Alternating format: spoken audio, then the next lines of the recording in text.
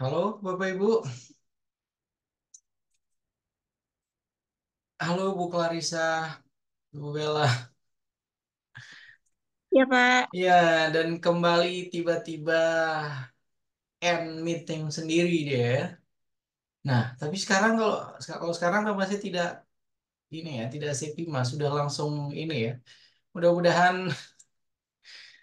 mudah-mudahan tidak terputus kembali ya.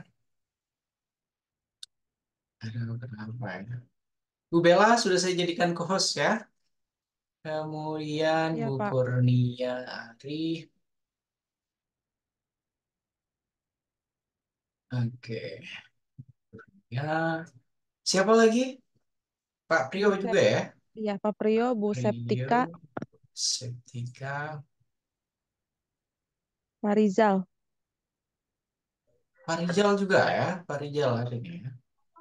Oke, Siapa dia? bentar. Dan mohon dimaklumi ya, Bapak Ibu ini entah kenapa ya kok tiba-tiba langsung end meeting sendiri gitu tanpa ada ini. Oke, saya lanjutkan opening yang tadi ya, Bapak Ibu. Oke, jadi eh, sekali lagi ini merupakan pertemuan kita yang ke-6 dan di pertemuan kita ini nanti kita akan membahas topik baru kembali kaitannya dengan media dan teknologi pembelajaran di tingkat sekolah dasar. Dan saya berharap mudah-mudahan diskusi kita pada minggu ini ya akan berbeda dengan diskusi yang kita miliki di minggu lalu ya. Kalau misalnya masih sama saja dengan diskusi kita di minggu lalu, tidak ada ini ya, tidak ada peningkatannya, maka nanti pertemuan berikutnya nanti kita akan offline ya. Begitu ya Bu Popi ya. Makanya mudah-mudahan eh, ketika diskusi kita pada hari ini akan benar-benar semarak, akan benar-benar sesuai dengan harapan, sehingga kita tidak perlu untuk offline di minggu depan. Sepakat ya, Pak Elia ya, oke? Karena kalau offline nanti kasihan yang jauh-jauh ini ya. Oke, Ya, eh, sebelum benar. kita sebelum kita mulai, saya persilahkan kepada Ustadz Diden Zahrudin ya untuk memandu kita membaca doa terlebih dahulu ya. Doa penutup nanti dipandu oleh Ustadz Ikhwan Murad, pembukanya oleh Ustadz Diden Zahrudin. Tafadol, Ustadz. Baik, thanks Mr. Ian. Bismillahirrahmanirrahim. Mari teman-teman kita awali perkuliahan kita pada sore hari ini dengan umul kitab Al-Fatihah. A'udzu billahi minasy syaithanir rajim. Bismillahirrahmanirrahim. Alhamdulillahi rabbil alamin. Ar-Rahmanir Rahim. Maliki yaumiddin. إياك نعبد وإياك نستعين اهدنا الصراط المستقيم صراط الذين أنعمت عليهم غير المغضوب عليهم ولا الضالين رضيت بالله ربا وبالإسلام دينا وبمحمد نبيا ورسولا ربي زدني علما وارزقني فهما. Amin ya Allah ya Rabbal Alamin. Terima kasih. Assalamualaikum warahmatullahi wabarakatuh. Waalaikumsalam Waalaikumsalam warahmatullahi wabarakatuh. warahmatullahi Syukran wabarakatuh. kathiran Ustaz Didin Zahrudin yang sudah membantu kita untuk membaca doa pembuka sebelum kita memulai untuk memberikan kesempatan pada kelompok hari ini untuk memaparkan topik mereka. Silakan ketua kelompoknya yang akan memandu kita sebagai moderator, kemudian siapa saja yang akan melakukan share screen. Itu siapa? Bu Bella atau Bu Kurnia atau siapa? Atau Pak Rijal? Ya, Pak Pak. Rizal. Pak Rijal. Oke, Ya, baik. dimulai, Silakan Pak. Pak Rijal. Baik, teman-teman dan Bapak dosen semuanya. Assalamualaikum warahmatullahi wabarakatuh. Waalaikumsalam. Waalaikumsalam warahmatullahi wabarakatuh. Alhamdulillahirrahmanirrahim. Bina sa'in wa ala maulidim ladin. Syekh Muhammad, asyhadu an la ilaha illallah, asyhadu anna Muhammadan abduhu wa rasuluh. Allahumma sholli ala Muhammad wa ala ali Muhammad kama shallaita ala Ibrahim wa ali Ibrahim innaka Hamidum Majid. Puji syukur mari kita ucapkan kepada Allah Subhanahu wa taala yang telah memberikan kita beribu-ribu kenikmatan di antara nikmat iman, nikmat Islam, serta nikmat sehat walafiat. Tak lupa salawat beserta salam semoga selalu tercurah kepada junjungan Nabi besar kita Muhammad Sallallahu Alaihi Wasallam, pada para keluarganya, sahabatnya, hingga kita selaku umatnya sampai di zaman. Yang saya hormati Bapak dosen dan teman-teman semuanya, kami di sini sebagai perwakilan kelompok yang hari ini akan presentasi, yaitu kelompok 4, di mana kelompok 4 ini akan membahas materi mengenai model-model pengembangan media dan teknologi pembelajaran, di mana ada beberapa yang akan ikut menjelaskan mengenai materi yang sudah saya sebutkan tadi. Di kelompok 4, yang pertama ada Ibu Bella Estika, Ibu Bella. Yang kedua ada Ibu Hesti Rosmalasari. Yang ketiga ada Bapak Isal Junaidi. Yang keempat Ibu Kurnia Ari Wibawati. Yang kelima Bapak Priyo Nugroho. Yang keenam saya sendiri Rizal Fauzi.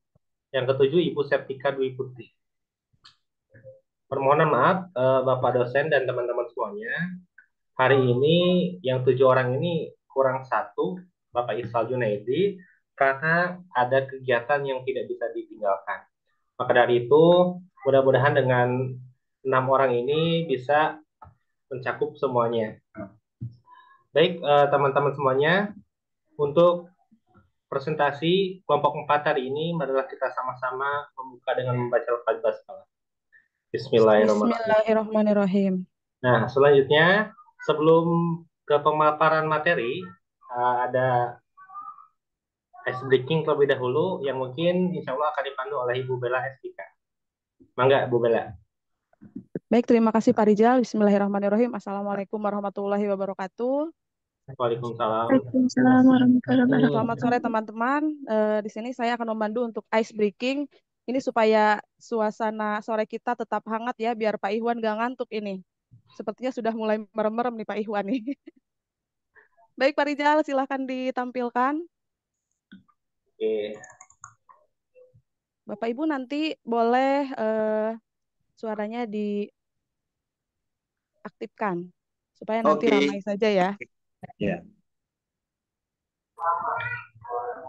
Oke, terlihat Bapak Ibu semuanya? Belum Pak Rizal. Belum, Pak. Bentar.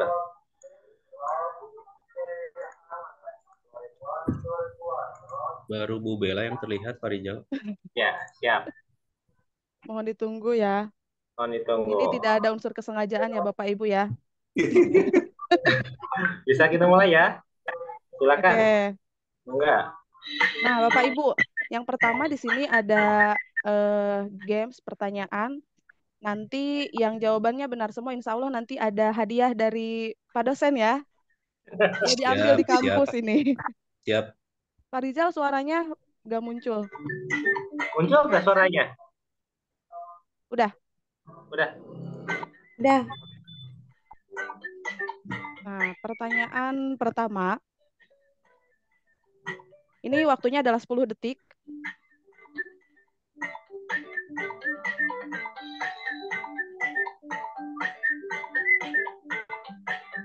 Mohon maaf iklan dulu ya Bapak Ibu ya, sedikit.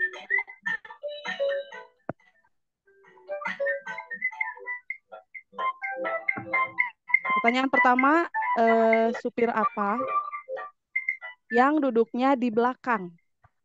Supir beca. Supir beca, supir bemo. Oh, Pak Iwan pintar banget ini kayaknya. Ya iyalah. Kayaknya dikasih kunci jawabannya. Iya, Pak Iwan kayaknya nih tadi udah nanya sebetulnya, Pak. Jawabannya adalah supir beca. Betul, Pak Iwan dengan kopi. Juara. Dia dapat umroh. Iya, nanti. umroh ya, Pak Ikhwan. Pertanyaan kedua, ini kalau misalkan berdiri kakinya pendek, tapi jika duduk kakinya panjang. Nah, apakah itu? Aduh. Aduh, Ayo Pak Ikhwan, silakan Pak Ikhwan. berat Tadi kan ini. udah dikasih contekan Pak Ikhwan. Jika dulu dia kayak baca. Nah, bisa aja. Ya. Jawabannya apa nih? Saya. Jawabannya Bayang. adalah bayangan. Tuh, kan bayangan betul. Nah, Bayangan betul. tuh tadi Pak juga Andri betul. tadi udah lihat duluan Pak Andri. Enggak, itu lelat itunya. Telat ya? Nah, ini pertanyaan ketiga. Kalau sendirian takut, tapi kalau rame-rame malah tambah takut. Pak Elia itu. Apa nih? Pak Elia, Pak Elia. Makan di Apa nih? restoran. Oh, makan di restoran takut bayarnya Kan mahal harus ya, Pak bayar ya? kan? Iya, tuh bayarnya mahal. Jawabannya adalah nyebrang jembatan yang rusak. Soalnya ngeri ya, kalau sendiri aja ngeri runtuh, apalagi bareng-bareng gitu ya Bapak Ya Ibu ya. iyalah. Ya kagak, nggak bakal ngeri lah. Jatuh bareng-bareng. Oh, iya. Nah, ini saat dibalik akan berkurang 3. Apakah itu? Angka Angka 9, 9. 9. Angka 6, angka 9. Oh, cepet banget. Kalau angka Yes, ya, cepet dapat. banget. Enggak dong, kan kita Jago ini. matematika Waduh, semua. Pak dosen, Iya, Pak matematika. Iya, ya dokter bener mulai ya, Popi. berhitung nih siapa aja yang menang ini dapat nih ya. Alhamdulillah dapat tiket gratis. Ah, saya dong 2 kan jawab tadi. Bro. Malaysia aja nggak usah ke umroh. Jawabannya Kita, betul ya, Pak. angka 9. Bang. Keren Pak Ikhwan nih. Iya, umroh. Tuh, Umroh Pak Pak Ikhwan. Iwan lagi orang saya yang jawab. Oh iya, mohon maaf ya. Nah, ini pertanyaan kelima. Nah, Sudah terlihat Bapak Ibu? sudah dong. Di sini nggak ada malah. Menurun ke bawah, masuk ke dalam. Ada yang bisa menjawab? Pak Didin Keluar, mungkin? keluar. Pak Didin. Keluar. Keluar. Tuh, betul. Keluar, keluar. Keluar di luar. Iyalah, keluar, Kan internet keluar. saya nggak stabil nih, jawab dari tadi. Oh, bisa aja. Nah, ini pertanyaan Nggak ke-6. dijawab nih. Ya. Putus-putus internet saya jadi nggak didengar sama Bu Bella nih. Sungai apa yang tidak pernah ada airnya? Sungai Saat. Sungai Bukan Saat Saat. di Keracak.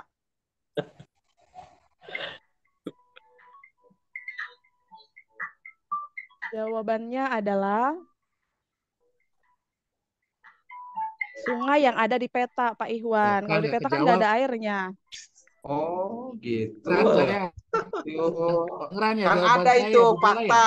Yang nggak ada airnya itu, yang ada di Keracak itu fakta. Tidak ada airnya itu sungainya. Nanti kita cek dulu Pak Ikhwan. Licin, Ini licin, bahasa Licin. Mandarinnya licin, lantai basah. Siapa licin, nih tadi yang licin, jawab? licin, Tisoledat, Cek. tisoledat. Di licin. Soledad. Kepleset. Ah, apa aja lah. Jadi Cina itu mah. Licin. Ah, Nah, betul. Tadi siapa yang jawab? Mau-maunya aja ini. ya juga sama banyak itu mah. Bahasa Koreanya miring. Dengdek. Doyong dong. Nah, ini kera apa yang paling menakutkan? Waduh, Keranjang. Keramat, Kerasukan. Keramat. Masukan. Keramat. keranjang belanja Keranjang Keramat, belanja, keramat. khawatir keranjang bayar belanja ya. istri. keramat, keramat. Keramat dong. Keranjang belanja istri itu paling menakutkan. Itu curcol ya, Pak. Kok kedengeran gelaran yang ini ya dari tadi saya terputus-putus ini. Keramat. Keramat. Loading.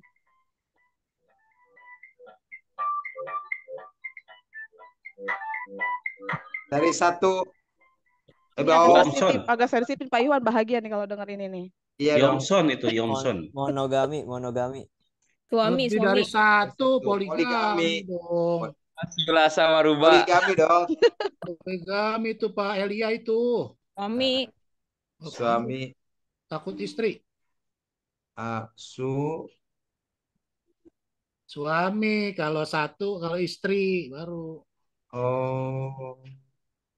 Pertanyaan terakhir, apa yang jika dipukul pakai golok tidak berdarah, tapi kalau dipukul pakai tangan berdarah? Durian. Hah? Apa nih? Durian. Pakai golok tidak Durian berdarah. bukan? Buah Nyamuk. markisa, Durian. buah markisa, buah markisa. Nyamuk. Buah durian. Nyamuk. Jawabannya adalah durian. Wah, ini pecinta durian banget nih yang tadi jawab nih. Tadi yang jawab benar, boleh minta hadiahnya nanti ke kampus ya, teman-teman ya. Silahkan. Jawab, Uy. Tanggung jawab, Sokok Uy. gitu. Tanggung jawab, Uy. Oke, Kasih teman-teman silakan ya. datang ke kampus Baik. ya untuk ambil hadiahnya ya. Oke, Teman-teman Bapak Ibu. Oke, silakan Yang- lanjut Bu Bella. Yang tadi banyak menjawab dan betul, nanti silakan minta ke dosennya ya. Iya, dan sayangnya tadi Hadiahnya. tidak dicatat ya tadi Pak Rijal ya, Aduh. siapa yang jawabnya paling banyak ya. Ya, Tadi tapi saya cuman terdengar dengar suara Pak Abah Yomson sama Pak saja yang Yomson. jawab tadi ya. Ya, Oke, silakan. oke. Baik, terima kasih Bu Bella Saya dapat, alhamdulillah. atas teka-tekinya yang membuat sebelum presentasi kali ini mungkin sedikit refresh otak kita ya. Baik, teman-teman semuanya, untuk materi pertama ya, kelompok 4 mengenai model-model pengembangan media dan teknologi pembelajaran.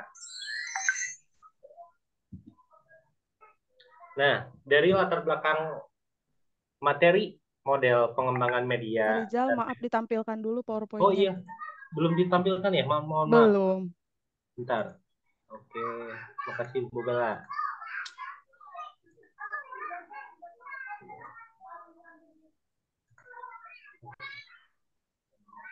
Terlihat Bapak Ibu semuanya? Sudah. Lihat, Pak.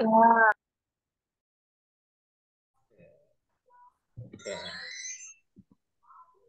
Mengenai model-model pengembangan media dan teknologi pembelajaran. Dari judul tersebut ada latar belakang.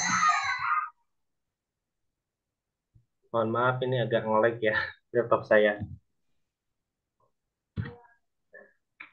Dari latar belakang model pengembangan media dan teknologi pembelajaran, yaitu kenapa timbulnya metode tersebut ini guna meningkatkan efektivitas dan efisiensi pembelajaran. Perlu dikembangkan berbagai model pembelajaran yang kreatif dan inovatif agar tidak menghambat terjadinya proses transfer of knowledge. Oleh karena itu, peran media dan teknologi dalam proses pembelajaran ini menjadi penting agar proses pembelajarannya lebih menjadi bervariasi dan tidak membosankan.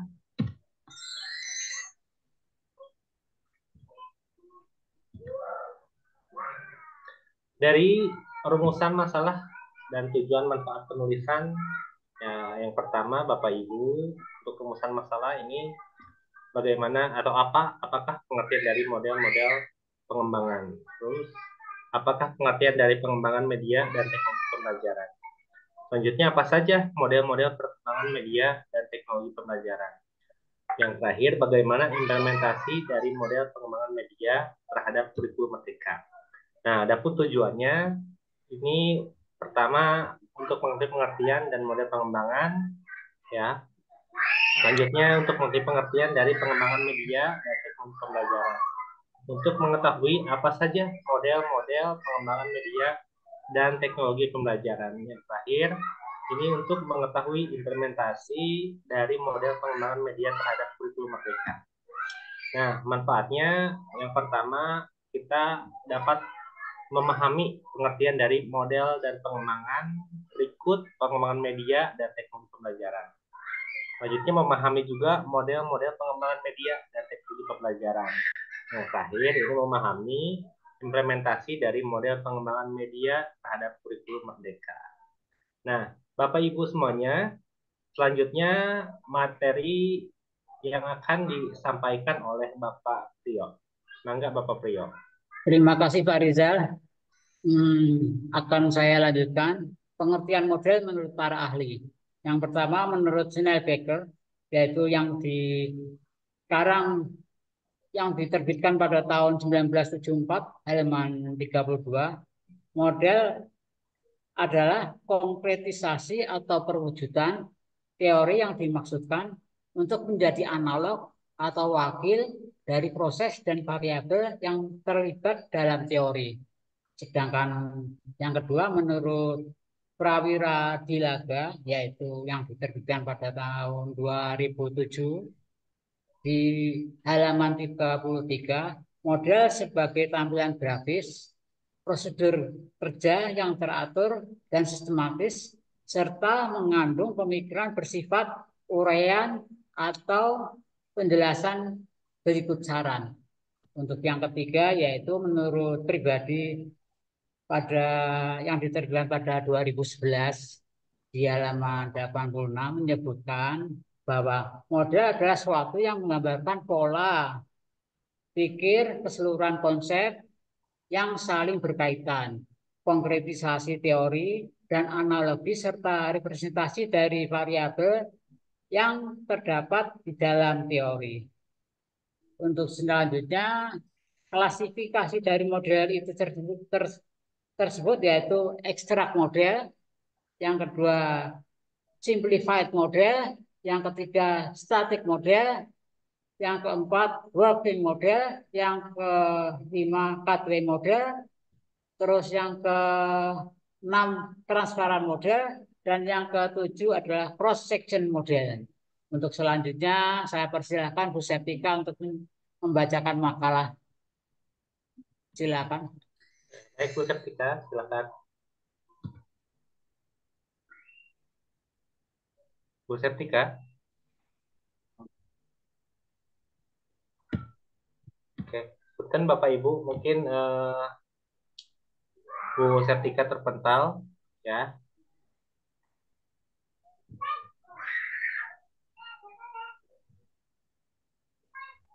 Oke, baik. Maaf Pak, Ya? tadi ada sedikit masalah. Ya, ya. Ya, selanjutnya saya akan menjelaskan tentang pengertian pengembangan.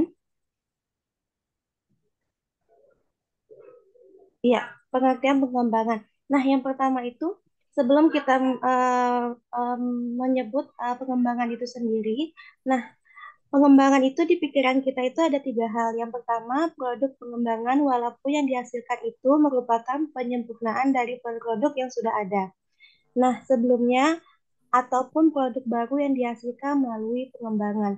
Nah, yang kedua, istilah pengembangan merujuk pada produsen, tahapan, atau sistematik dan sistematis yang dilakukan untuk menghasilkan sesuatu. Yang ketiga, pengembangan selalu berhubungan dengan model-model. Nah, di sini menurut para ahli yang pertama itu Seldenrich pada tahun 1994, pengembangan itu sendiri adalah proses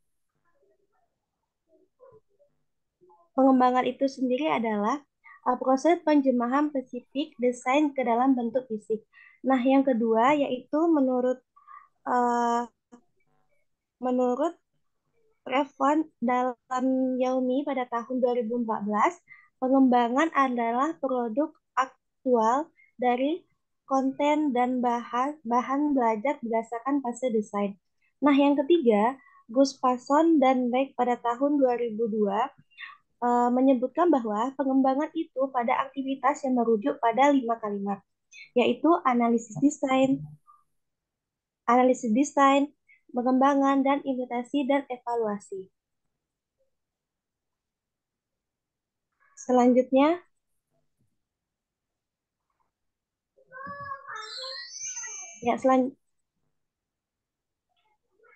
selanjutnya yaitu pengertian pengembangan dan teknologi. Nah, dalam proses merancang, pengembangan, dan menyusun berbagai jenis media atau alat bantu yang digunakan dalam proses pembelajaran untuk meningkatkan pemahaman dan hasil belajar siswa. Pada ini terdapat konsep-konsep penting pengembangan media. Selanjutnya, Pak Rizal. Konsep-konsep penting dalam pembangunan media. Yang pertama yaitu analisis kebutuhan. Nah, pada tahap awal ini, pengembangan media pembelajaran adalah mengidentifikasi kebutuhan pembelajaran. Yang dimaksud adalah mengidentifikasi kebutuhan pembelajaran ini melibatkan pemahaman akan tujuan pembelajaran, sasaran, kurikulum, serta masalah atau hambatan yang dihadapi oleh siswa dalam pembelajaran. Nah, yang kedua itu ada perancangan. Nah, perencanaan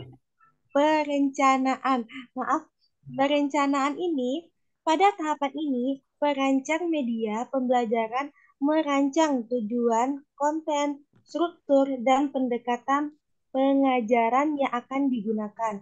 Ini mencakupi pemilihan metode dan teknologi yang sesuai dengan tujuan pembelajaran. Nah, selanjutnya yang ketiga itu ada namanya desain. Nah, proses desain ini melibatkan pembuatan merancang visual dan interaktif dari media pembelajaran. Desain harus mempertimbangkan tampilan grafik untuk memastikan setiap pembelajaran menarik dan mudah dimengerti oleh siswa. Maaf, Pak. Iya, ya. Selanjutnya yaitu pengembangan. Nomor 4.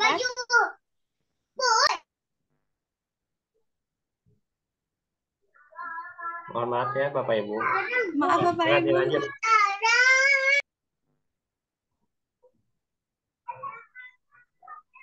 Ya, mungkin Bu Septika dibantu ya. Selanjutnya yaitu pengembangan. Nah, pengembangan ini media pembelajaran seharusnya mencakupi semua elemen yang diperlukan untuk mencapai tujuan pembelajaran. Selanjutnya ada evaluasi. Evaluasi itu setelah media pembelajaran selesai dikembangkan, evaluasi ini perlu dilakukan untuk memastikan efektivitasnya. Nah, selanjutnya yaitu ada namanya revisi. Berdasarkan hasil evaluasi, maaf Pak Bu.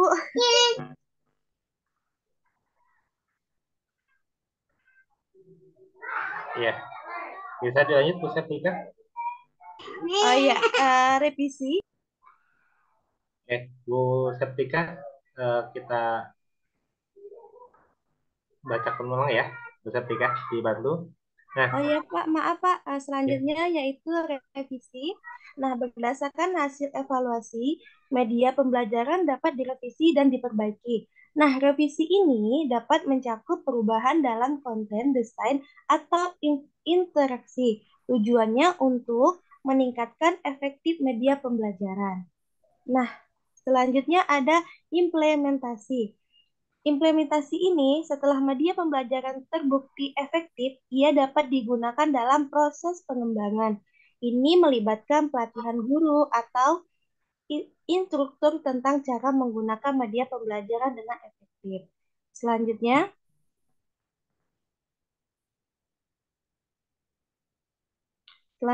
yaitu penggunaan berkelanjutan.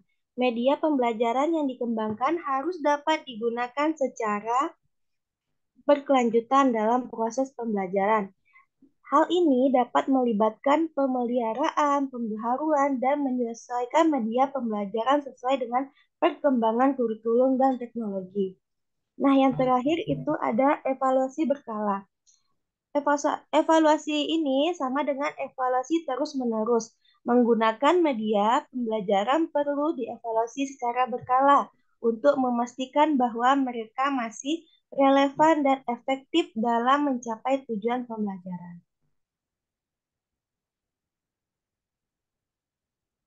Selanjutnya Pak Rizal.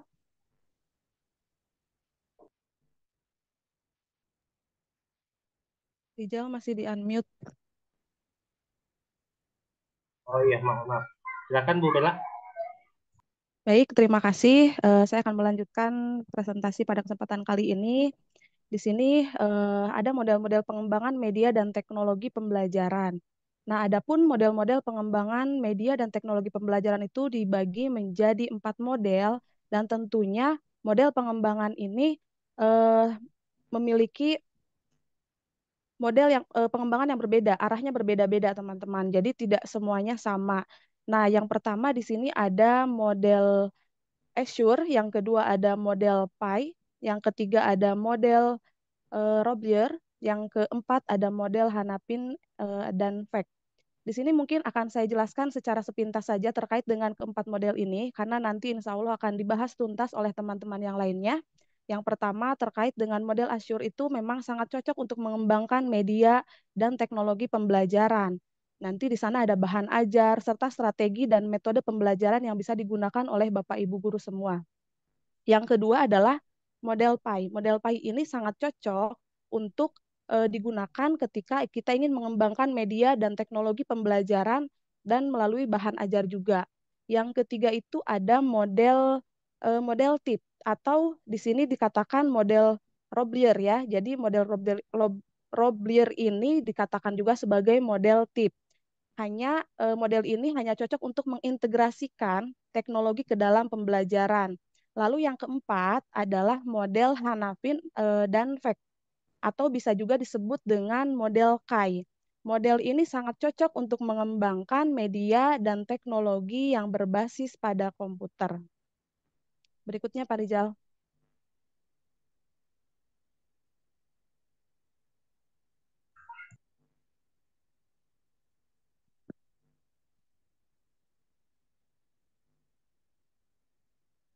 Nah, di sini saya akan menjelaskan terkait dengan model Azure. Model Azure ini adalah salah satu petunjuk dan perencanaan yang bisa membantu untuk bagaimana cara merencanakan, mengidentifikasi, menentukan tujuan, memilih model dan bahan, serta evaluasi. Atau dalam kata lain, model Azure ini adalah model desain instruksional yang mengintegrasikan media dan teknologi untuk membantu guru dalam merancang dan mengevaluasi pembelajaran. Nah, model ini pun membantu guru dalam meningkatkan kualitas pembelajaran. Yang tentunya ini adalah harapan kita semua, teman-teman, terkait dengan kualitas pembelajaran yang memang ini mungkin belum kita dapatkan sepenuhnya. Dan tentunya bisa juga mencapai tujuan pembelajaran yang optimal. Nah, model Azure ini dikembangkan oleh beberapa orang. Yang pertama adalah Sharon Salmindo, yang kedua adalah James Rawls, yang ketiga Robert Haynes, yang keempat adalah Michel Molenda, yang bukunya itu sudah dicetak sampai edisi ke-10 dan rencananya memang akan dikembangkan hingga edisi berikutnya. Nah, buku tersebut berjudul Instruksional Technology and Media for Learning atau sudah diterjemahkan juga ke dalam bahasa Indonesia dengan judul Teknologi Pembelajaran dan Media untuk Belajar. Nah, teman-teman, perlu diketahui juga bahwa model Azure ini merupakan sebuah singkatan yang dia memiliki 6 langkah utama. Pak Rizal boleh dilanjutkan lagi ya. Nah, model Azure ini ada 6 langkah utama. Yang pertama adalah untuk huruf A-nya. Huruf A-nya itu adalah analyze learner karakteristik atau analisis karakteristik peserta didik.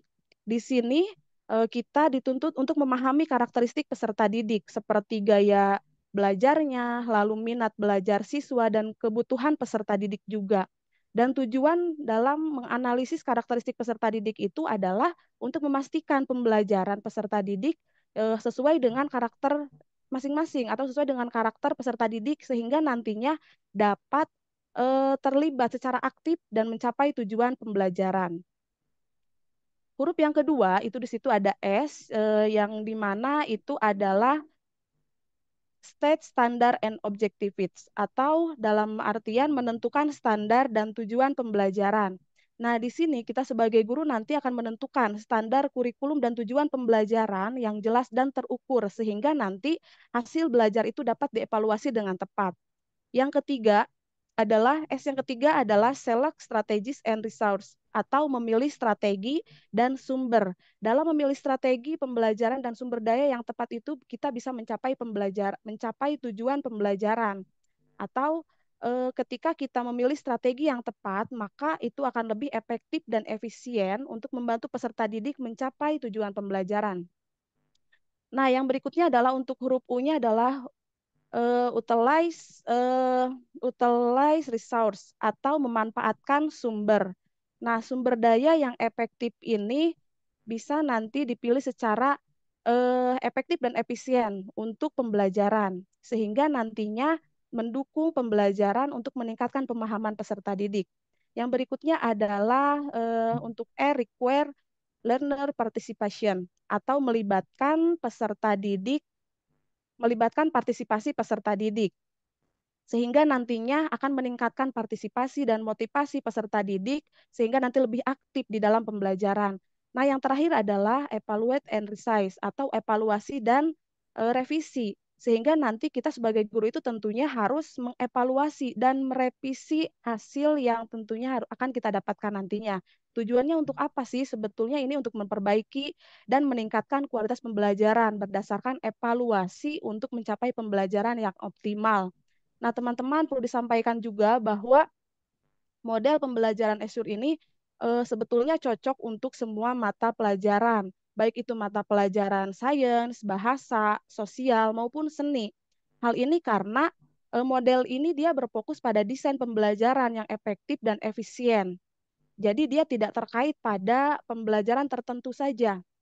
Nah, mengapa sih model Azure ini cocok untuk digunakan untuk semua mata pelajaran? Karena yang pertama dia memiliki fleksibilitas. Ya, jadi dia bisa digunakan ketika kita pembelajaran tatap muka atau pembelajaran jarak jauh ataupun pembelajaran campuran. Yang kedua, itu karena di situ ada penekanan pada tujuan pembelajaran. Yang ketiga, kita di sini memanfaatkan media dan teknologi. Tentunya ini adalah sesuatu hal yang mungkin sering kita gunakan. Media dan teknologi ini adalah pembelajaran yang bisa membuat lebih efektif nantinya dan membantu meningkatkan motivasi dan keterlibatan peserta didik di dalamnya. Yang keempat adalah evaluasi dan revisi.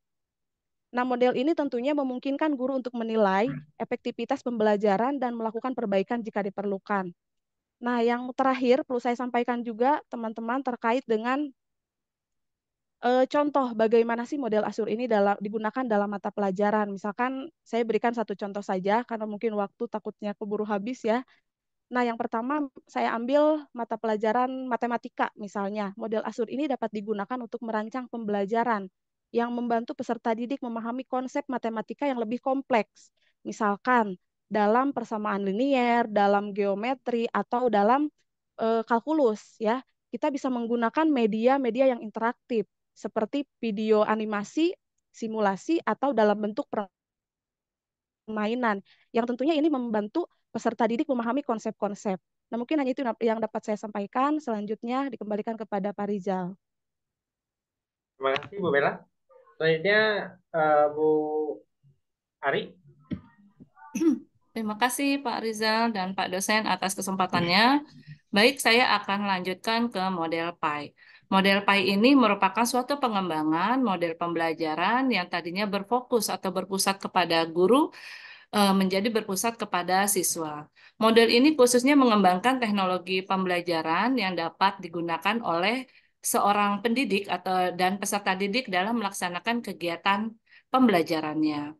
Kemudian singkatan atau kepanjangan dari model PI ini adalah plan, kemudian implement dan evaluate yang dikembangkan oleh Timothy G. Newby dan kawan-kawan. Hal ini dituliskan dalam bukunya pada tahun 2011 yang berjudul Educational Technology for Teaching and Learning. Karena dia terdiri dari 3 perencanaan, implementasi, dan evaluasi, dia merupakan sebuah komponen yang dapat digunakan untuk mengembangkan pembelajaran, khususnya dengan mengedepankan media dan teknologi yang digunakan pada kegiatan pembelajaran dalam mencapai tujuan pembelajaran secara maksimal. Model PI ini ada 3 fase dan ini sangat mudah untuk diingat oleh semua pelakunya atau seperti pendidik. Kegiatan-kegiatannya ini berpusat pada siswa dan memiliki aliran proses yang lebih dapat disebut sebagai siklus pembelajaran yang dapat dilakukan secara berulang. Model PI ini adalah model pengembangan yang berorientasi di kelas. Dirancang khusus untuk aktivitas kelas dalam jumlah atau dalam kelompok kecil dan dalam kelompok yang sedang dengan memanfaatkan media pembelajaran. Langkah-langkah dalam model ini yang pertama adalah plan atau perencanaan. yang difokuskan pada kebutuhan peserta didik.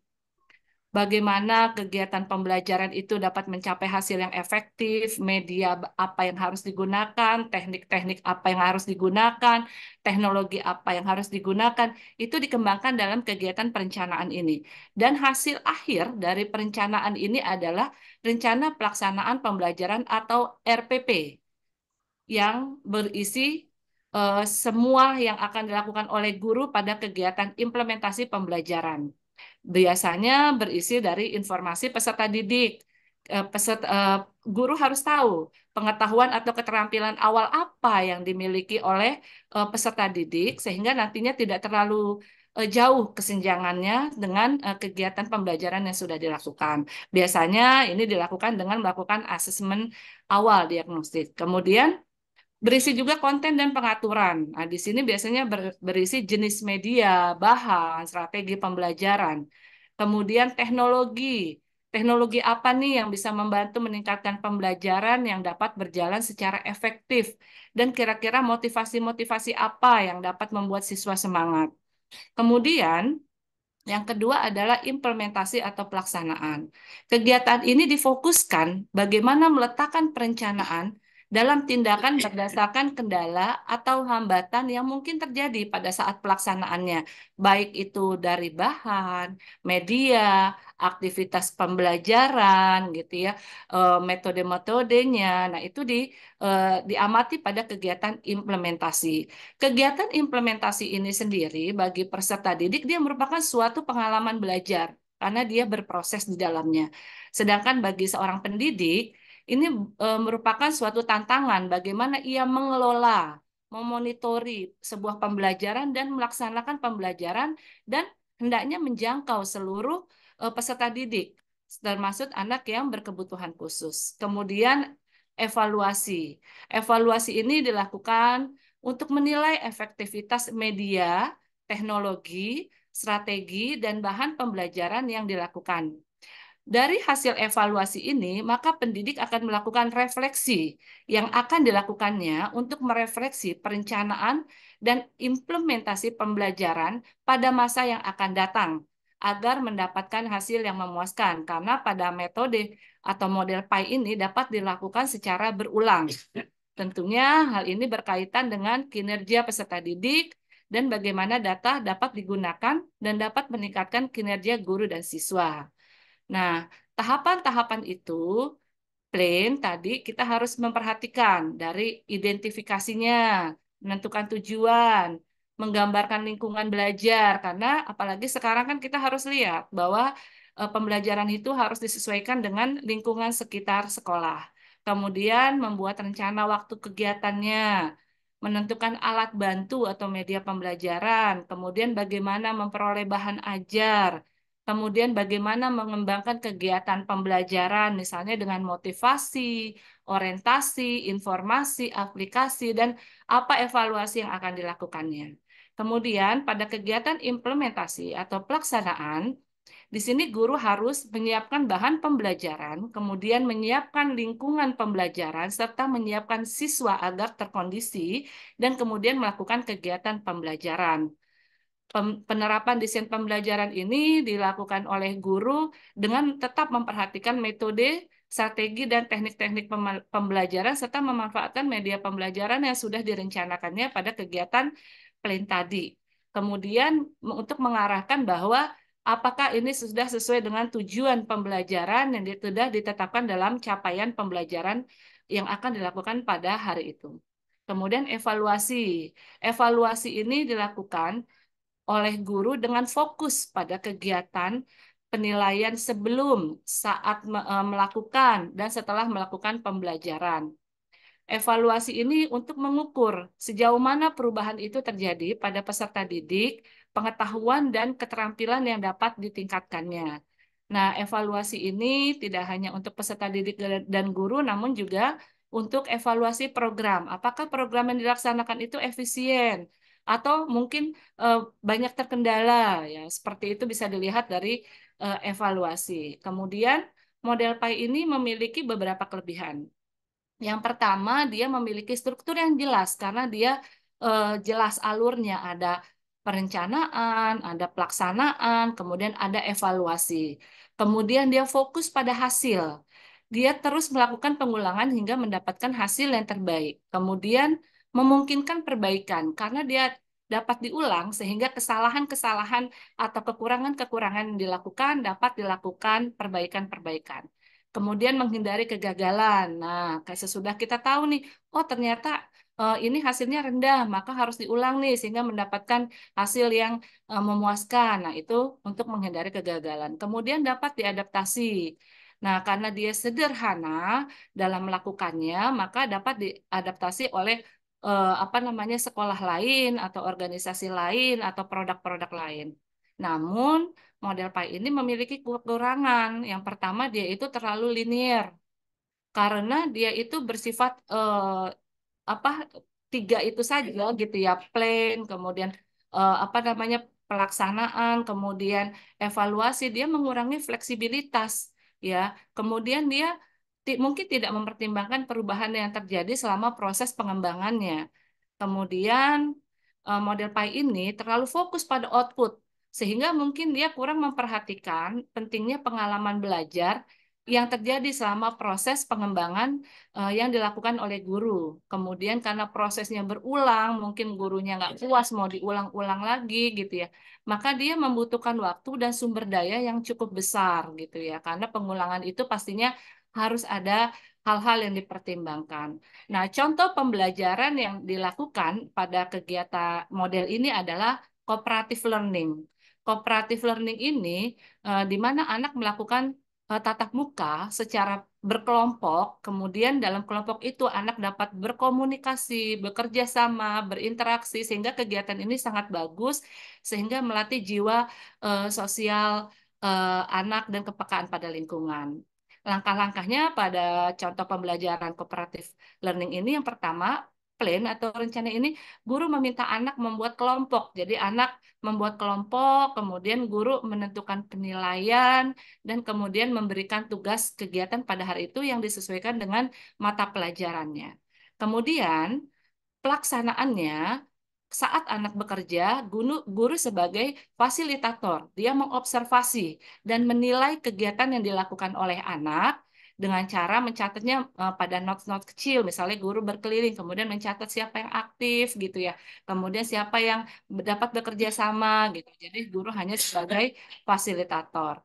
Kemudian eh, dilakukan yang terakhir adalah evaluasi. Ketika evaluasi di sini guru menggabungkan antara nilai individu dan nilai kelompok karena biasanya pada kegiatan evaluasi ini pada kegiatan diskusi kan ada anak-anak yang aktif dan juga ada anak-anak yang pasif sehingga di sini guru dapat melihat mana anak-anak yang dapat bekerja sama. Banyak nilai-nilai yang didapat pada kegiatan diskusi pada kegiatan cooperative learning ini. Eh, Demikian saja penjelasan untuk model PAI ini. Selanjutnya akan disampaikan oleh Bu Hesti ya Pak Rizal. Terima kasih. Terima kasih Bunda. Baik teman-teman semuanya. Selanjutnya materi insya Allah akan disampaikan oleh Bu Hesti. Enggak Bu Hesti? Terima kasih Pak Terkait Rizal. model role player. Saya akan jelaskan tentang model role player, di mana model ini lebih dikenal dengan model tip atau teknologi integration planning, di mana digunakan teknologi yang digunakan sebagai salah satu media pembelajaran.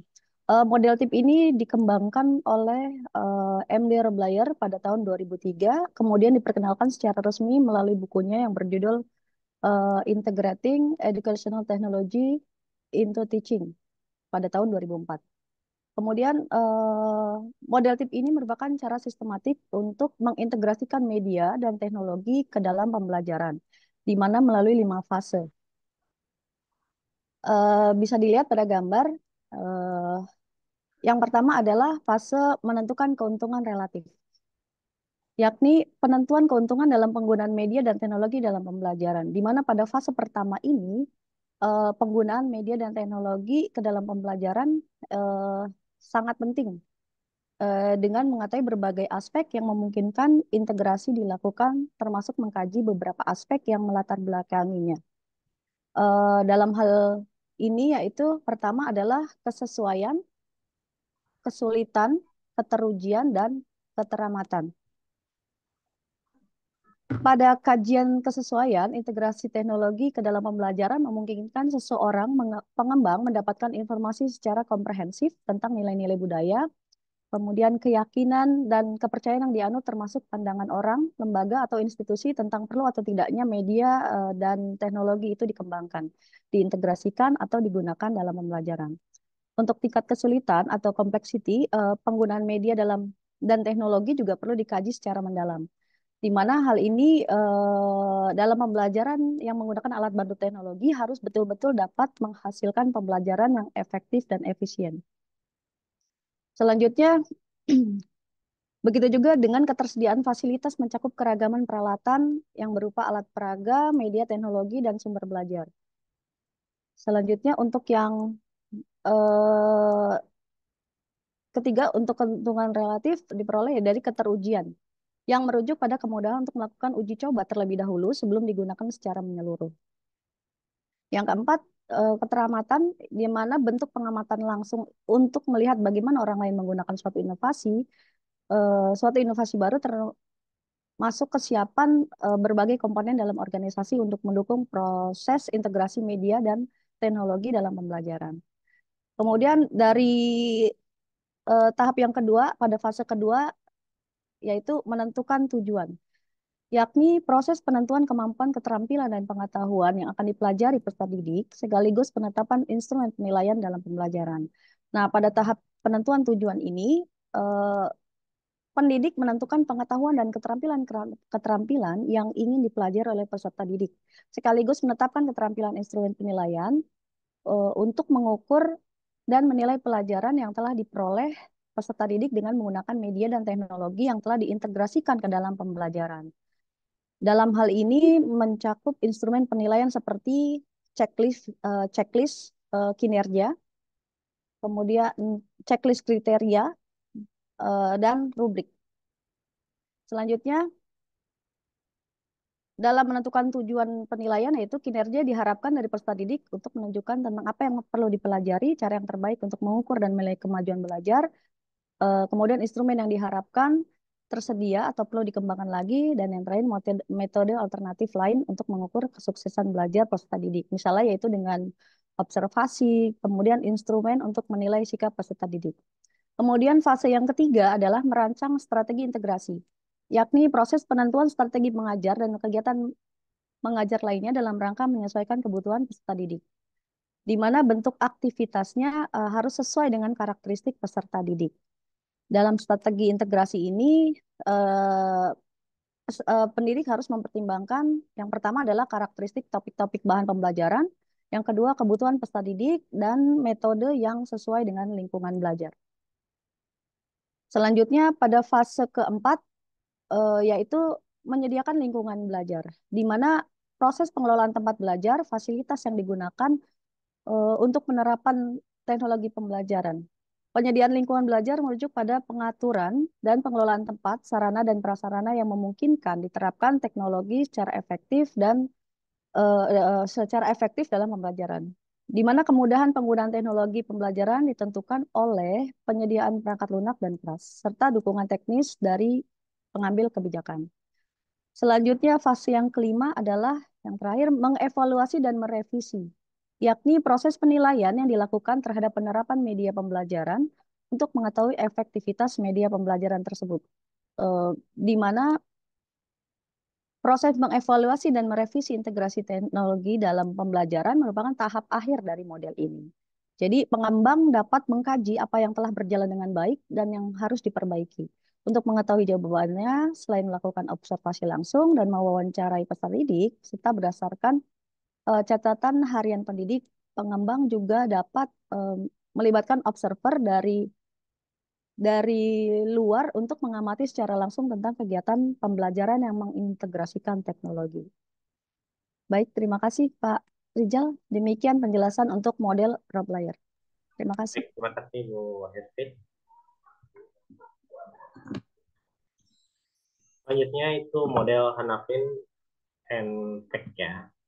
Nah, Model ini adalah model desain pengajaran yang terdiri daripada 3 fase. Yang pertama ada fase analisis keperluan, yang kedua ada fase desain, dan yang ketiga ada fase pengembangan dan implementasi pada Hanafi Tech pada tahun 1988.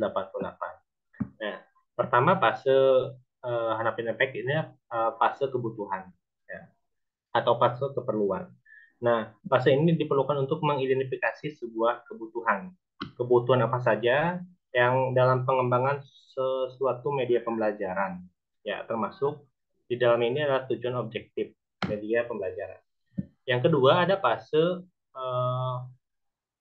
desain, ya. Nah, fase desain ini yaitu adalah fase analisis dipindahkan ke dalam bentuk dokumen, ya, yang akan menjadi tujuan pembuatan media pembelajaran, ya, mengenai tentang desain, ya.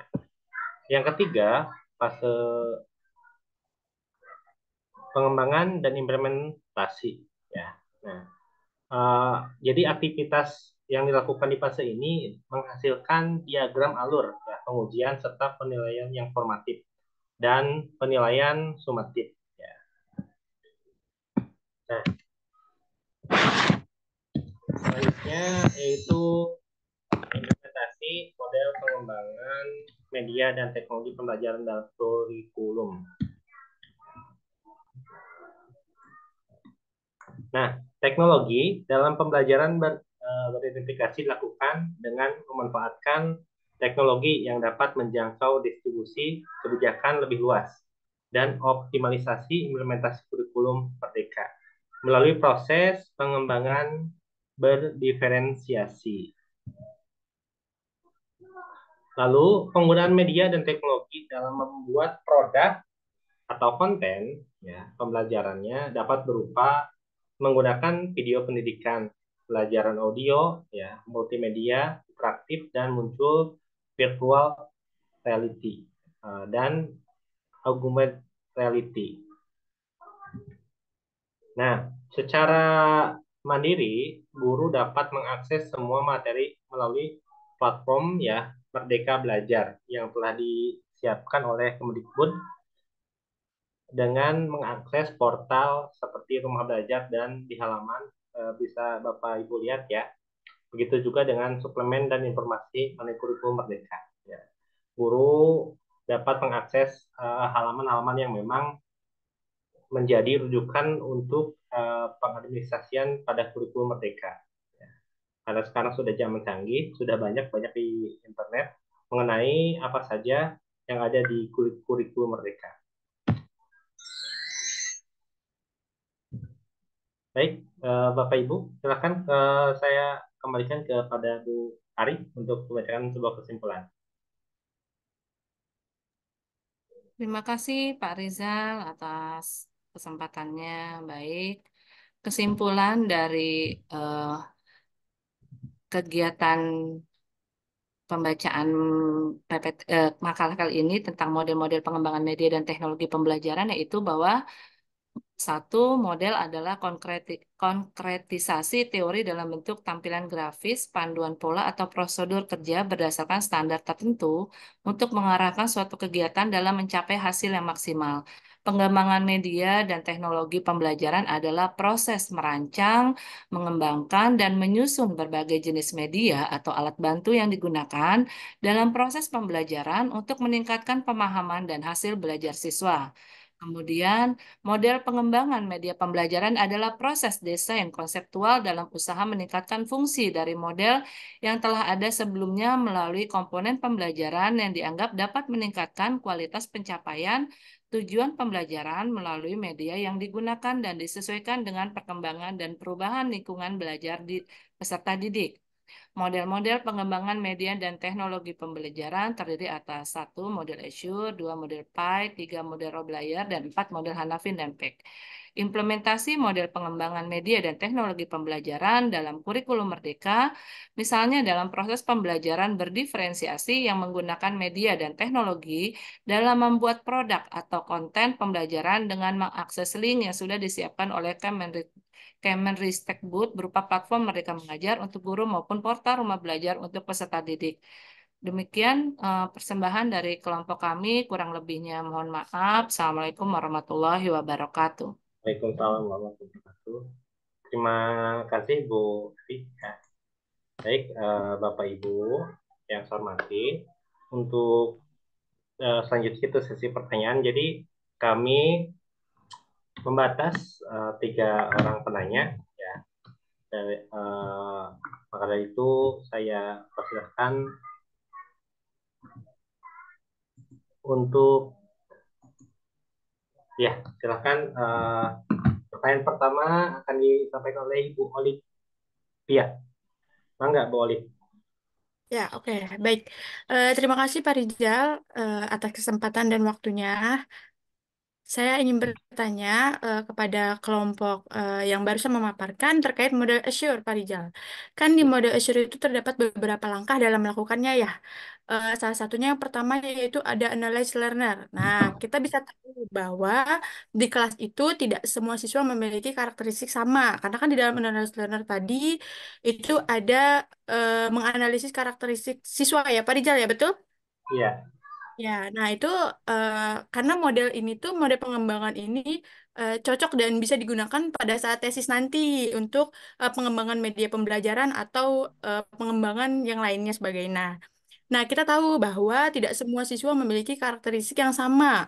Lalu, yang saya tanyakan bagaimana cara seorang guru untuk melakukan hal tersebut bagi siswa yang non-reguler. Karena kan di dalam kelas itu seperti sekolah saya itu ada beberapa siswa yang non-reguler dalam kategori ABK. Nah, seperti itu. Tapi memang ABK-nya ini tidak berat. Maka dari itu, siswa tersebut masuk ke dalam kelas reguler. Nah, hal tersebut itu bagaimana prosesnya dan apakah dibedakan antara non-reguler dan reguler? Seperti itu, Pak Rizal, pertanyaan saya. Oke. Ya, terima kasih Bu Olivia. Ya. Baik, Pak Rizal. Ditampung dulu apa mau langsung dijawab ini? Kita tampung dulu saja ya. Bu Olivia, gimana? Iya, dan Ya, ini tenang siapa aja. Pak Rizal? Ya, Bapak Izin, dosen. jadi bisa dilihat di sini ada berapa orang yang raise hand, itu dibagi 2 saja. Sesi pertama itu setengahnya, sesi berikutnya langsung setengahnya. Silakan. Oke, Ya. baik. Baik. Pertanyaan kedua mungkin ya dari unsur laki-laki ya. Silakan. Atau ternyata dapat laki-laki ini. Oke, saya beri kesempatan pada karena Pak Iwan sudah sering bertanya ya Pak ya. Jadi saya persilakan kepada Bapak Rizky. Mohon maaf Pak. Enggak Pak Rizky.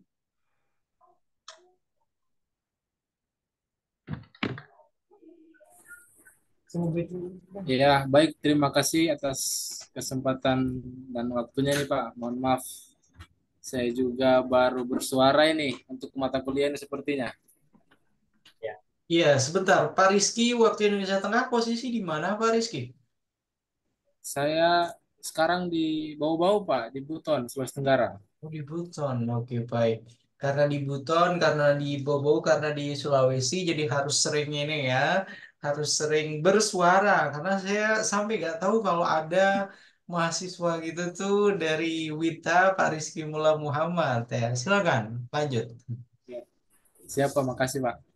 Ya, saya tadi menyimak pada penjelasan Ibu Kurnia tentang model yang dijelaskan tadi, bahwasanya dari semua penjelasan yang kita dengarkan tadi, semua bermuara pada hasil yang akan didapatkan.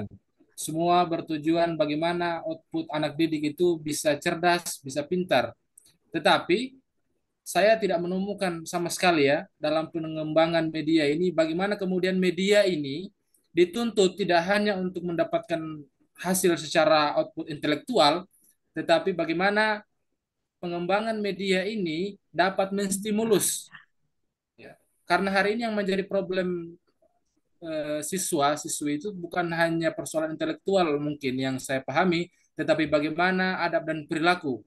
Jadi kira-kira untuk teman-teman yang persentase, dari sekian model pembelajaran yang telah dijelaskan tadi, mana kemudian yang paling tidak dapat digunakan, tidak hanya untuk pengembangan sisi output dalam hal ini hasil intelektual, tetapi juga bagaimana pengembangan atau menstimulus adab dan perilaku siswa di dalam kelas. Itu mungkin pertanyaan dari saya, Pak. Terima kasih.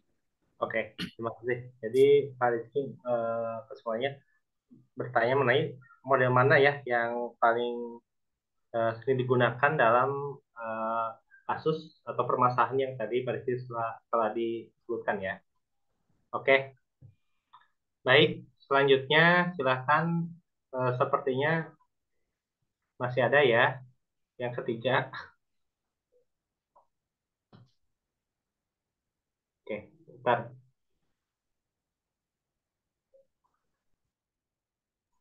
Silakan, Ibu Farah. Ya. Ya, baik. Assalamualaikum warahmatullahi wabarakatuh. Saya Farah Utami. Sebelumnya terima kasih Bapak Rizal telah memberikan saya kesempatan untuk bertanya. Bapak Ibu sekalian, di sini saya ingin bertanya singkat saja. Dari beberapa model pembelajaran yang telah dijelaskan, saya ingin bertanya salah satunya untuk penjelasan yang tadi Bapak Rizal jelaskan, yaitu terkait Hanafin and Peck model. Nah, menurut Bapak, apa sih kelebihan dan kekurangan dari model pembelajaran tersebut ketika diimplementasikan? Karena tadi sebelumnya saya sudah mendengar penjelasan dari Ibu Ari, Ibu Bella terkait model pembelajaran Azure, model pembelajaran Pi, and Roblier yang telah dijelaskan sebelumnya. Terima kasih, itu saja pertanyaan dari saya. Terima kasih Pak Rizal. Oke, terima kasih Ibu Farah. Ya.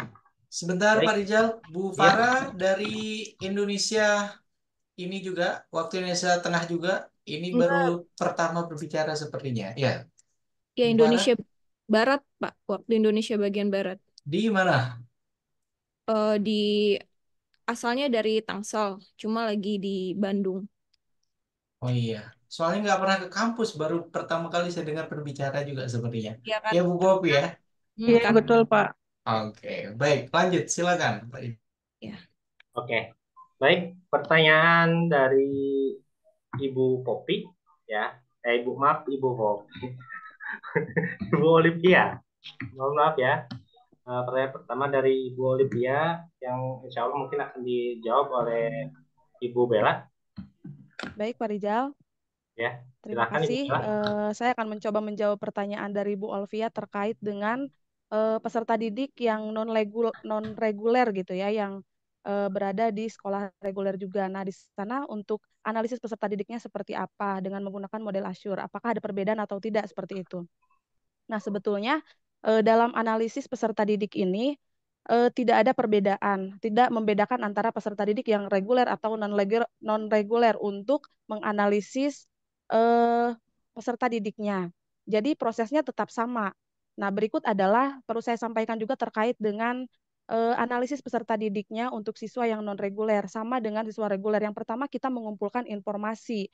Informasinya dari mana saja? Yang pertama adalah dari siswa tersebut, yang kedua dari berbicara dengan wali murid atau orang tua, dan yang ketiga kita memeriksa catatan sekolah, yang keempat melakukan observasi.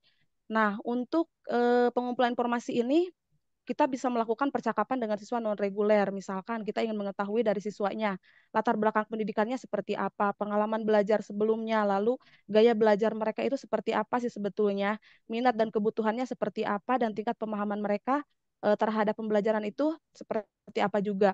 Baru kita juga bisa berbicara dengan wali murid. Nah, kita juga bisa mengetahui latar belakang keluarga siswa, lalu kebutuhan belajar khusus siswa itu seperti apa, dan harapan serta kekhawatiran wali murid itu seperti apa. Baru setelah itu juga kita bisa memeriksa catatan sekolah. Nah, ini kita penting sekali untuk mengetahui informasi tersebut karena di sana kita bisa melihat prestasi akademik mereka sebelumnya seperti apa, lalu kehadiran mereka ketika di kelas itu bagaimana, dan partisipasinya juga seperti apa.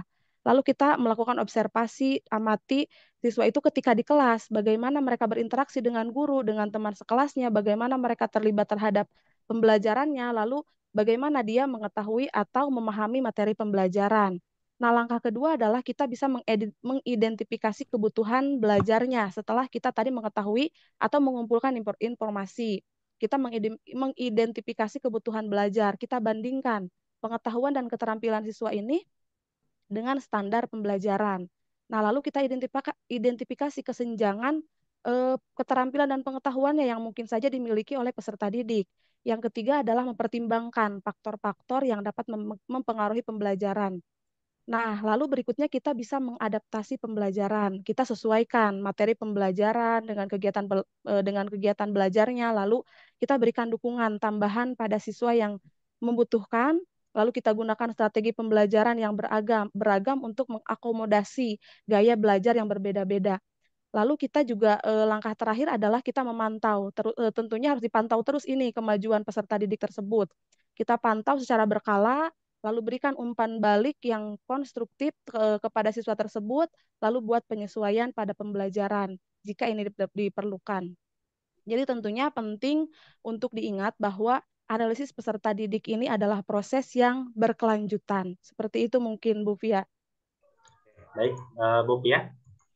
Bu Bella, berarti nanti kan misalnya peserta didik non reguler ini kan pasti memiliki gaya belajar yang berbeda ya Bu dengan reguler, walaupun secara bahasa non reguler ini kategorinya ringan gitu ya. Pasti kan secara komunikasi juga berbeda. Berarti nanti kita ditarik benang merahnya saja ya Bu untuk hasil akhirnya seperti itu. Iya betul Ibu.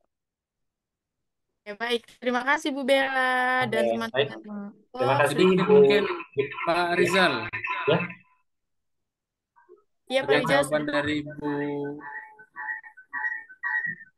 siapa tadi ya? Suaranya mendengung Pak. Tadi jawaban dari Bu Bella tadi Pak Rizky. Ya, Silakan. saya ingin menyangka sedikit Pak tentang jawaban Ibu Bella tadi. Di situ ada kalimat atau diksi bahwasanya persoalan perbedaan pengajaran antara siswa reguler dan non reguler tadi akan disesuaikan dengan strategi yang berbeda-beda atau strategi yang beragam dan berganti. Ini mungkin saya belum connect apakah yang beragam ini seperti apa maksudnya. Mungkin bisa dijelaskan supaya bisa ditangkap. Artinya beragam seperti apa dan berganti-ganti seperti apa. Itu mungkin Pak Rizal. Ya. Baik, Pak Rizky. Ya. Silakan teman-teman atau Bu Bella mengenai selain dari Pak Rizky yang beragam ya. Yang seperti apa sih yang beragam ini? Baik, saya coba tanggapi ya untuk yang kegiatan penilaian untuk anak berkebutuhan. Memang pada dasarnya setiap sekolah sekarang itu kan harus menerima ya inklusi ya semua siswa gitu ya. Minimal kita kalau di saya untuk TK 1 minimal itu ya.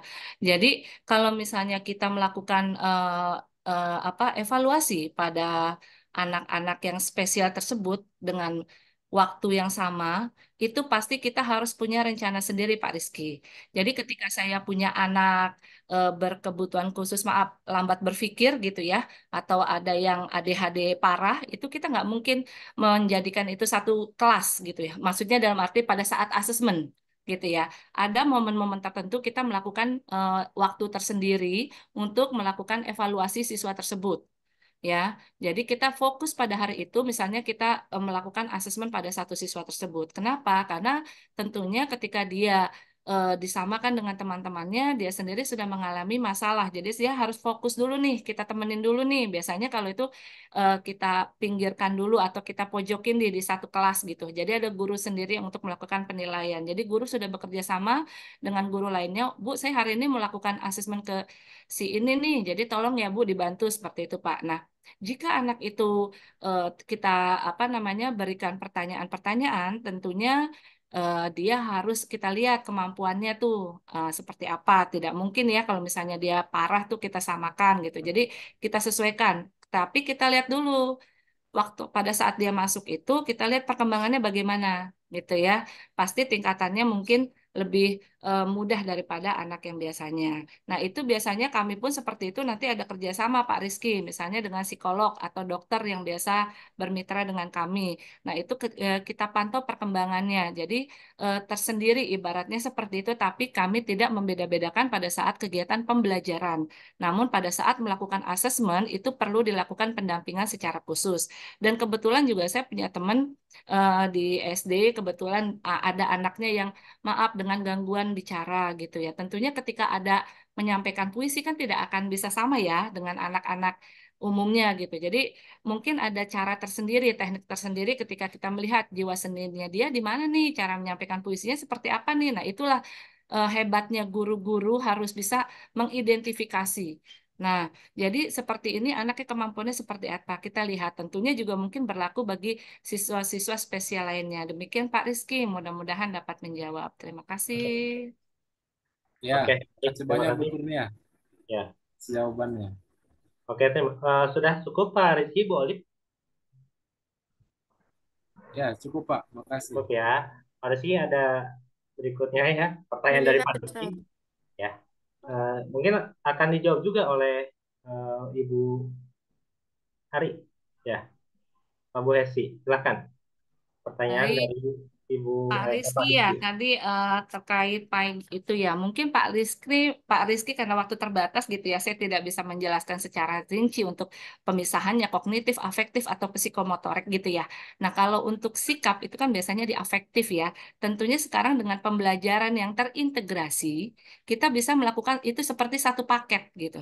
Jadi ketika kita mau membina anak pada untuk afektifnya untuk apa menstimulus bagaimana perilakunya itu bisa kita lakukan dengan pembiasaan-pembiasaan misalnya gitu ya dari pagi pada kegiatan awal gitu. Nah, kemudian pada kegiatan intinya ketika dia seperti tadi saya contohkan di cooperative learning. Nah, pada saat itu kan anak bekerja sama ya, Pak ya. Nah, kita bisa memperhatikan, mengobservasi pada saat kita mau menilai afektifnya bagaimana dia berperilaku pada temannya. Apakah dia mau mendengarkan teman berbicara? Apakah dia menyampaikan pendapat dengan baik? Apakah dia mau bersabar? Nah, seperti itu bisa kita perhatikan, Pak. Jadi itu terintegrasi. Kemudian untuk apa namanya? Bagaimana cara penilaiannya? Misalnya tadi perencanaan, kemudian pelaksanaan khusus untuk kegiatan afektif. Kebetulan saya pernah menulis tentang kemampuan apa namanya? Sosial emosional anak ya dengan melakukan kegiatan bermain hand puppet.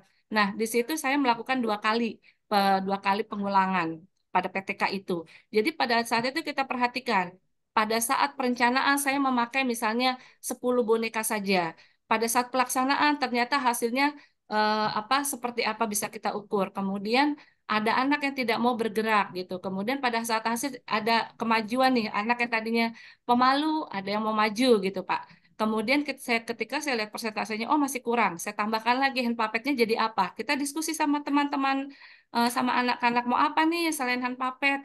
Bu mau buku yang besar, Bu. Nah kita buat buku raksasa sama-sama gitu ya. Nah di situ kita lihat gitu, ketika satu model pada siklus PAI ini kita anggap oh belum berhasil, nah kita coba lagi. Apakah terus berulang? Nah biasanya umumnya PTK itu siklusnya itu minimal 2 kali, Pak. Biasanya itu yang saya lakukan. Jadi kita ada perbandingan. Kenapa ya? Karena juga itu membutuhkan waktu. Nah, tapi kalau misalnya kita bagaimana dilakukan pada kegiatan sehari-hari, nah kita kan kalau misalnya melakukan pembelajaran ya, kalau misalnya saya karena pendidik anak usia dini, biasanya kita melakukan minimal 3 kali pengulangan. Misalnya pada saat anak apa namanya eh, melakukan kegiatan dia dapat membuang sampah pada tempatnya, kita amati minimal 3 kali kalau kita mau menilai. Apakah dia bisa membuang sampah? Mungkin tadinya dia disuruh. Kemudian tadinya dia kemudian meniru temannya, diingatkan. Kemudian berikutnya adalah dia dapat membuang sampah sendiri dengan kesadaran. Nah, itu kita amati progresnya. Nah, itu masuk ke dalam ranah apa namanya stimulus perilaku anak. Kemudian bisa kita stimulus dengan apa lagi? Yaitu tergantung dari kemampuan gurunya untuk mengolah pembelajaran itu secara menarik. Karena di sini kuncinya salah satunya guru sebagai fasilitator, apakah bisa menyampaikan materi secara menarik, media-media yang menarik, kemudian sesuai dengan kebutuhan anak, sehingga semua apa namanya tujuan pembelajaran kita harapkan dapat tercapai termasuk kognitif, afektif, dan psikomotorik. Itu Pak Rizky, mudah-mudahan bisa menjawab. Terima kasih. Terima kasih Bu Ari. Bagaimana Pak Rizky? Cukup? Ya, berarti Cukup ya. Ibu ya persoalan bagaimana kemudian pengembangan perilaku itu tergantung bagaimana guru menginovasikan atau memodifikasikan sistem pembelajaran itu sendiri ya. Betul, Pak. Dan karena kita pakai kurikulum Merdeka, pastinya itu satu paket. Salah satunya adalah di kegiatan Project P5. Ini kan pengembangan ya. Kita sama-sama memahami bahwa di Project P5 itu, profil pelajar Pancasila itu ada beberapa dimensi yang memang diutamakan oleh pemerintah buat apa? Buat menimbulkan karakteristik anak Indonesia yang berkepribadian luhur tapi berakhlak mulia. Makanya di dimensi itu salah satunya adalah ada 6 dimensi kan ya. Ada gotong royong, kemudian apa namanya eh, beriman dan bertakwa kepada Tuhan Yang Maha Esa, berakhlak mulia, berkebinekaan global, kreatif, bernalar krisis, dan mandiri. Dan ini masih ada elemen-elemennya dan sub-elemennya lagi gitu ya. Jadi ketika kita ngambil misalnya akhlak kepada beriman dan bertakwa tuh tadi dimensi yang pertama. Kemudian ada akhlak kepada lingkungan hidup. Nah itu waktu kemarin saya lakukan P5 itu buat sampah Pak. Jadi akhlak kepada lingkungan sekitar. Bagaimana manusia itu memiliki akhlak mulia kepada lingkungannya. Nah, itu bisa kita tambahkan kalau kita sekolah Islam, ayat Al-Qur'an yang mendukung dan lain sebagainya. Itu Pak Rizky. Ya. Bagaimana Pak Rizky? Cukup ya? Ya, cukup Pak. Terima kasih banyak. Ya. Karena waktu memang sudah semakin mepet ya. Silakan Pak Rizky untuk sholat maghrib. Tadi sudah izin. Baik. Pertanyaan ketiga dari Ibu Farah ya, mengenai model Hanafin NPEC ya, Ibu Farah. Nah, karena tadi saya sudah jelaskan juga mengenai model Hanafin NPEC ini kan model yang memang menghasilkan sebuah produk ya. Tadi memang tidak dijelaskan kelebihan dan kekurangannya dibandingkan dengan model-model yang lain ya. Pertama, untuk kelebihannya dulu ya, Bu Farah. Nah, kelebihan dari model Hanafin NPEC ini yang pertama adalah menghasilkan sebuah produk pembelajaran dalam bentuk apapun seperti video dan sebagainya ya, karena model ini tadi sudah dijelaskan itu menghasilkan sebuah produk ya, berorientasi pada sebuah produk. Yang kedua itu adalah melakukan penilaian dan pengulangan pada setiap fase. Jadi penilaian itu ada di fase-fase yang memang sudah ditentukan step by step gitu. Yang ketiga ada identifikasi kesenjangan pada fase pertama yang dapat membantu tahap sebuah analisis. Ya. Yang selanjutnya adalah kelemahan dari model Hanafin NPEC. Ya. Model ini dapat digunakan untuk hanya masalah tertentu, ya tidak masalah umum. Yang selanjutnya lebih condong dalam pembuatan media saja. Gitu. Bagaimana Ibu Farah? Maaf. Masalah umumnya seperti apa ya Pak Rizal kalau boleh tahu yang di kekurangannya tadi? Misalkan contoh masalah umumnya. Ya. Nah, masalah umumnya berarti masalah di pembelajaran ya Bu Farah. Ya. Tadi seperti kan kelebihannya kan menggunakan sebuah produk ya. Jadi posisinya masalah umum ini berarti masalah yang memang memunculkan di setiap pembelajaran gitu ya. Tadi juga bisa berkaitan dengan masalah-masalah yang disebutkan oleh Bu Olive dan Pak Rizky ya. Seperti itu Bu Farah. Oke, baik. Terima kasih jawabannya Pak Rizal dan Ibu-Ibu sekalian. Baik, Bapak Ibu. Mungkin ada tambahan. Bapak dosen sudah memasuki waktu maghrib. Apakah tetap dilanjut atau gimana Pak? Oke, saya kira cukup untuk menanya. Kita berikan Pak Elia, Pak Iwan Murad, dan Poppy untuk menanggapi saja ya. Silakan, singkat, padat, dan mudah-mudahan ada hal baru yang disampaikan. Silakan. Siapa yang pertama? Oke, Pak Ustadz dulu atau Pak Elia Abah ya. dulu? Oh iya, silakan. Silakan. Abah, ladies first. Iya. Terima kasih Pak Rizal dan Pak Dokter. Kalau saya mungkin ini mungkin pandangan atau kegelisahan mungkin gitu ya. Dari apa yang disampaikan terkait dengan model-model pembelajaran. Nah, saya berpikir dan sepertinya tertantang dan memang saya sepakat dengan Pak Rizky Mubah juga ya. Model-model ini kan tadi disampaikan ada 4 model-model media apa pembelajaran. Kemudian kelebihan-kelebihannya jelas juga gitu ya disebutkan tadi. Nah, kenapa sih kita nih ya, apalagi kita sebagai seorang muslim gitu ya. Kenapa kita itu terpaku pada konsep orang lain aja gitu ya. Nah, apakah sebesar UMJ kita gitu ya. Kita misalnya punya konsep model UMJ, model apa Universitas Muhammadiyah Jakarta kan itu lebih baik gitu ya. Nah, tadi kan ada evaluasi, kemudian ada kritis. Nah, apakah kita juga tidak pernah memikirkan hal itu gitu ya, memikirkan. Jangan sampai 4 konsep tadi sepertinya kita ini didikte oleh orang lain aja gitu ya. Nah, di sini kan ada Pak Dokter yang luar biasa gitu. Harusnya kita semua nih ada konsep model pembelajaran yang dikeluarkan oleh kita. Nah, itu hanya sebuah apa namanya kegelisahan. Kadang-kadang ini kita ini hanya disuguhkan, kemudian dikaji, dibicarakan kan gitu ya.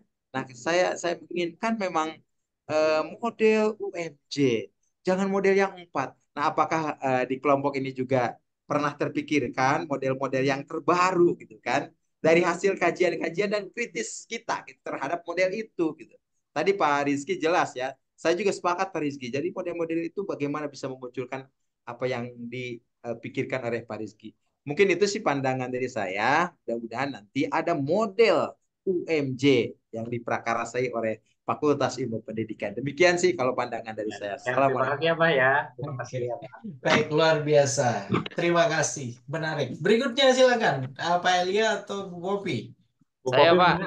Oh iya, Pak Elia dulu silakan. Pak Pak Elia Elia dulu silakan. Pak ya. Pak Silakan. Dokter. Assalamualaikum warahmatullahi wabarakatuh. Waalaikumsalam. Waalaikumsalam warahmatullahi wabarakatuh. Sebetulnya tadi saya ingin bertanya, tapi diberi kesempatan untuk menanggapi, ya alhamdulillah ya masih diberi kesempatan.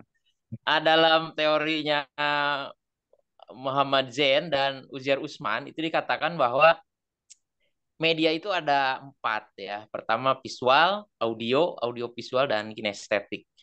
Nah, jadi menurut pandangan saya adalah dari beberapa model tadi dan pengembangan teknologi yang disampaikan oleh kelompok ini sangat menarik. Nah, kita selaku akademisi dalam hal ini program studi pendidikan dasar dituntut gitu ya untuk mengembangkan diri dalam menciptakan salah satu karya. Nah, ini nantinya mudah-mudahan ya kita bisa menjawab kegelisahan-kegelisahan oleh saudara-saudara kita tadi Pak Rizky Mullah dan Pak Ihwan Murad tentunya. Dan saya terus terang sangat apresiasi terhadap kelompok ini bisa memberikan sebuah elaborasi kepada kita semua tentang inilah pengembangan model pembelajaran yang bisa kita ambil. Walaupun ilmu itu datangnya dari dunia barat misalnya. Walaupun tentunya kita selaku akademisi muslim dalam hal ini harus menjadi salah satu pionir terutama bagi pengembangan pendidikan di masa yang akan datang. Demikian mungkin Pak Dokter dan teman-teman. Assalamualaikum warahmatullahi Tunggu kolaborasinya Pak Iwan sama Pak Rizky tuh. Oke, Ya, baik. buat Terima kasih membuat banyak Pak model Elia. ya, Pak Iwan. Berikutnya silakan Bu Popi. Luar biasa. Silakan Bu Popi. Ya, terima kasih Pak untuk kesempatannya di last minute ini. Sebetulnya tadi saya juga pengen bertanya sih gitu, karena menarik banget ya ini kajiannya gitu. Karena kan diharapkan dari topik ini tuh ada impact-nya ya, kita bisa bikin produk pengembangan media gitu. Diharapkan sama sejalan tadi dengan pemikirannya Pak Eli ya. Nah, cuma ya tadi yang agak menggelitik saya sebetulnya yang pernah sekilas saya baca, model pengembangan itu kan tidak hanya 4 Mohon ya. izin, apakah saya saja yang mendengar suaranya Bu Popi itu seperti ada back sound-nya? Atau sama, yang lain juga Iya, sedikit mendengarkan? berdengung, Pak. Oh gitu. Ini soalnya ada azan juga. Oke. Jelas, Tes. tapi silakan, tidak apa-apa. Oh Tapi iya. maksudnya ada dengung-dengungan seperti sedang Oh, bersenandung ya. Lanjut, silakan. feedback ya, Pak. Oke. Lanjut. Itu mungkin suara azan, backsoundnya tadi barusan azan di masjid sebelah. Mungkin. Oke, jadi yang saya baca sekilas-kilas, itu adalah model model pengembangan media dan teknologi pembelajaran ini sebetulnya banyak ya. Tidak hanya 4 ini gitu. Ada yang salah satunya IE, Analysis, Design, Development, Implementation, Evaluation, kemudian ada TPEC, Technological, Pedagogical, Content Knowledge, dan sebagainya, termasuk tadi Azure, K, Pi, dan TIP. Nah, sebetulnya dari semua model-model itu, yang terpenting adalah bagaimana kita bisa mengkonversikan itu menjadi sebuah rancangan desain instruksional buat kita sebagai guru gitu ya. Prinsip-prinsip pengembangan itu untuk menghasilkan sebuah formulasi yang terbaik gitu, yang bisa kita rancang untuk kemudian kita jadikan rujukan sebagai perbaikan dari mutu proses pembelajaran kita di ruang-ruang kelas kita. Itu sih tanggapan saya dari kajian topik kita di sore hari ini yang sangat menarik. Jadi mudah-mudahan tidak hanya sampai pada tataran kita penambahan knowledge saja hari ini tentang model-model pengembangan tersebut, tapi bagaimana konsep-konsep, prinsip-prinsip itu tadi yang sudah dielaborasi oleh teman-teman kelompok 4 itu bisa betul-betul impactful buat kita sebagai guru untuk bisa diimplementasikan menjadi sebuah formulasi yang tercanggih gitu ya, yang bisa kita jadikan rujukan untuk mengajar di kelas. Itu saja Pak, tambahan sedikit dari saya. Terima kasih untuk kesempatannya. Wassalamualaikum warahmatullahi wabarakatuh. Waalaikumsalam warahmatullahi wabarakatuh. Oke, cukup ya saya kira. Yuk, Pak Elia masih raise hand. Ada yang ingin ditambahkan lagi atau sudah cukup? Belum diturunkan raise hand-nya. Cukup ya? Oke, Oke. cukup Pak ya. Oke, baik. Setelah ini giliran saya, Bapak dan